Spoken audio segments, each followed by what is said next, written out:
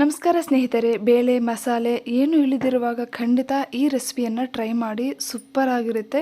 ಇದು ರೈಸ್ ಚಪಾತಿ ಎಲ್ಲದಕ್ಕೂ ಸಖತ್ತಾಗಿರುತ್ತೆ. ಸೊ ಖಂಡಿತ ನೀವು ಕೂಡ ಟ್ರೈ ಮಾಡಿ. ಬನ್ನಿ ಇವಾಗ ಈ ರೆಸಿಪಿಯನ್ನು ಹೇಗೆ ಪ್ರಿಪೇರ್ ಮಾಡ್ಕೊಳ್ಳೋದು ಅಂತ ನೋಡೋಣ. ಮೊದಲಿಗೆ ಒಂದು ಬಾಣಲೆ ತಗೊಂಡು ಅದರಲ್ಲಿ 1 ಟೇಬಲ್ ಸ್ಪೂನ್ ಆಗುವಷ್ಟು ಆಯಿಲನ್ನು ಸೇರಿಸಿ, ಆಯಿಲ್ ಬಿಸಿ ಆದಮೇಲೆ 1 ಟೀ ಸ್ಪೂನ್ ಆಗುವಷ್ಟು ಜೀರಿಗೆಯನ್ನು ಸೇರಿಸಿ ಜೀರಿಗೆಯನ್ನು ಚೆನ್ನಾಗಿ ಫ್ರೈ ಮಾಡ್ಕೋಬೇಕು. ನಂತರ 4-5 ಹಸಿಮೆಣಸಿನಕಾಯಿ, 2 ಈರುಳ್ಳಿ, 1 ಬೆಳ್ಳುಳ್ಳಿ ಗಡ್ಡೆ ತಗೊಂಡು ಸಿಪ್ಪೆ ತೆಗೆದು ತಗೋಬೇಕು. ಹಾಗೆ ಒಂದು ಹೀರೆಕಾಯಿಯನ್ನು ಈ ಥರ ಸಣ್ಣದಾಗಿ ಕಟ್ ಮಾಡಿ ತಗೊಂಡು ಮೊದಲಿಗೆ ಈರುಳ್ಳಿ ಹಸಿಮೆಣಸಿನಕಾಯಿಯನ್ನು ಸೇರಿಸಿ 2 ನಿಮಿಷ ಫ್ರೈ ಮಾಡ್ಕೋಬೇಕಾಗತ್ತೆ. ನಂತರ ಬೆಳ್ಳುಳ್ಳಿಯನ್ನು ಸೇರಿಸಿ ಚೆನ್ನಾಗಿ ಫ್ರೈ ಮಾಡ್ಕೋಬೇಕು. ಸಣ್ಣ ಉರಿಯಲ್ಲಿ 2-3 ನಿಮಿಷ ಈ ಥರ ಫ್ರೈ ಮಾಡ್ಕೊಂಡಿದ್ದಾದಮೇಲೆ ಈಗ ಹೀರೆಕಾಯಿ ಪೀಸಸನ್ನು ಇದರಲ್ಲಿ ಸೇರಿಸೋಣ. ಇಲ್ಲಿ ನಾನು ಸೌದೆ ಒಲೆ ಮೇಲೆ ಪ್ರಿಪೇರ್ ಮಾಡ್ಕೊತಾ ಇದ್ದೀನಿ. ನೀವೇನಾದರೂ ಗ್ಯಾಸ್ ಸ್ಟವ್ ಮೇಲೆ ಪ್ರಿಪೇರ್ ಮಾಡ್ಕೊಳ್ಳೋ ಹಾಗಿದ್ರೆ ಇದೇ ಮೆಥಡನ್ನು ಫಾಲೋ ಮಾಡಿ. ನೋಡಿ, ಸ್ವಲ್ಪ ಹೊತ್ತಾದಮೇಲೆ ಇವು ಚೆನ್ನಾಗಿ ಫ್ರೈ ಆಗ್ತಾಯಿದೆ. ಈಗ 1 ಟೊಮೊಟೊ ಹಣ್ಣನ್ನು ಈ ಥರ ಸಣ್ಣದಾಗಿ ಕಟ್ ಮಾಡಿ ಸೇರಿಸಿ ಈಗ ರುಚಿಗೆ ತಕ್ಕಷ್ಟು ಉಪ್ಪನ್ನು ಸೇರಿಸೋಣ. ಉಪ್ಪನ್ನು ಸೇರಿಸೋದ್ರಿಂದ ಟೊಮೊಟೊ ಬೇಗ ಸಾಫ್ಟ್ ಆಗುತ್ತೆ.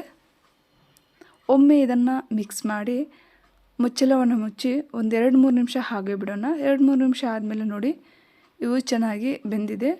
ಪೂರ್ತಿಯಾಗಿ ಏನು ಬೇಯುವಷ್ಟಿಲ್ಲ, ಒಂದು 3/4 ಭಾಗ ಅಂತಂದರೆ ಒಂದು 85-90% ಅಷ್ಟು ಬೆಂದರೆ ಸಾಕು.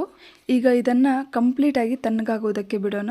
ನೀವು ಬೇಕಿದ್ದರೆ ಮಿಕ್ಸಿಯಲ್ಲಾದರೂ ರುಬ್ಕೋಬೋದು, ಇಲ್ಲ ಅಂತಂದರೆ ರುಬ್ಬುವ ಕಲ್ಲಲ್ಲಾದರೂ ರುಬ್ಕೋಬೋದು.